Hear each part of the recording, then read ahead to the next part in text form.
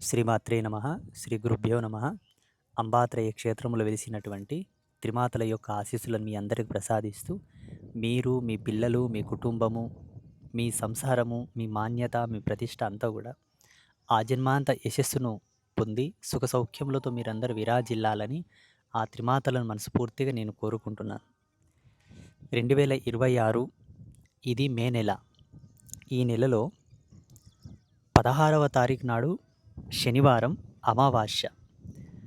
చాలా విశేషవంతమైనటువంటి దినం. శనివారం సంఖ్యలో అది 16వ సంఖ్య, అనగా 16వ తారీఖు. తేదీలలో 16వ తారీఖు అమావాస్య. దాన్ని శని జయంతిగా చెప్తారు. శని జయంతి ఆ రోజు ఉన్నది.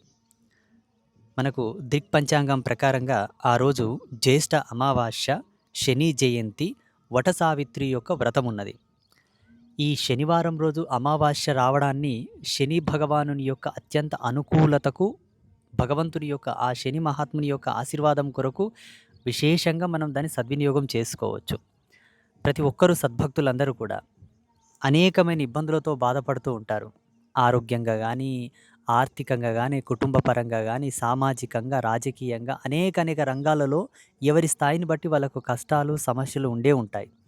కష్టం లేని వాళ్ళు, సమస్య లేని వాళ్ళు ప్రపంచంలో లేరు. ఏదో ఒక కోణంలో, ఏదో ఒక విధంగా శారీరకంగానో, మానసికంగానో, సామాజికంగానో, భావాత్మకంగానో ఏదో ఒక విధంగా ఇబ్బంది పడేవాళ్ళు ఉండే ఉంటారు. చాలామంది అనుకుంటారు స్వామీజీలు ప్రశాంతంగా ఉంటారు, యోగులు ప్రశాంతంగా ఉంటారు, అఘోరాలు ప్రశాంతంగా ఉంటారని. వాళ్ళ స్థితిలో వాళ్ళకు కూడా సమస్యలు ఉండే ఉంటాయి. ఇలా ఏదో ఒక చింతనతో ఇబ్బంది పడుతున్నారంటే వాళ్ళలో తప్పకుండా శని ప్రవేశాత్మకమైనటువంటి ఒక వంతు ఉండే ఉండాలి. శని భగవానునికి సంబంధించిన పాత్రత ఉంటే తప్ప వాళ్ళు శోకమునకు గురికారు, కష్టమునకు గురికారు, దరిద్రమును అనుభవించరు. కాబట్టి ఈ శనివారం 16వ తారీఖు శని యొక్క జయంతి సందర్భంగా ఆ రోజు శని యొక్క ఆశీర్వాదాన్ని, అనుగ్రహాన్ని పొందడానికి విశేషంగా మనం భావించుకోవచ్చు. ఏ విధంగా?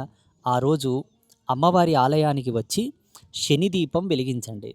శని దీపం వెలిగించిన వాళ్లకు తప్పకుండా ఎన్ని సంవత్సరాల నుంచైనా నువ్వు శని పీడితంతో ఉన్నా, శని యొక్క ప్రభావం ఉన్నా, శని యొక్క పీడనం ఉన్నా తప్పకుండా శాంతించగలదు. శని దీపం ఎలా పెట్టాలి?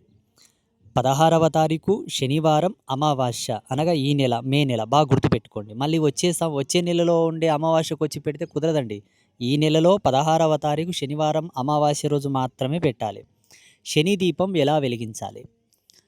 బియ్యపు పిండిని ఆవు పాలతో తడిపి అందులో నల్ల నువ్వులు వేసి తడపాలి.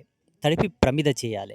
ప్రమిద చేసిన తర్వాత నల్ల ఉమ్మెత్త ఆకుల మీద ఆ ప్రమిద పెట్టి నల్ల నువ్వుల నూనె పోసి ఎర్రటి వత్తులు 2 వత్తులు చేసి దీపం వెలిగించి మళ్ళీ పైనుంచి నల్ల నువ్వులు చిలకరించి దండం పెట్టుకుంటే తప్పకుండా శని భగవానుని యొక్క ఆశీస్సులు పొందగలరు. శని శాంతించగలడు. మీ మీద శని ప్రభావం ఉన్న శీఘ్రమే మీ నుండి దూరమైపోతుంది. ఇది శని దీపం వెలిగించేటటువంటి పద్ధతి. మీరు అంబాత్రయ క్షేత్రానికి వస్తే ఇక్కడ మీకు ఆ కాంబో అనేది ఇస్తారు.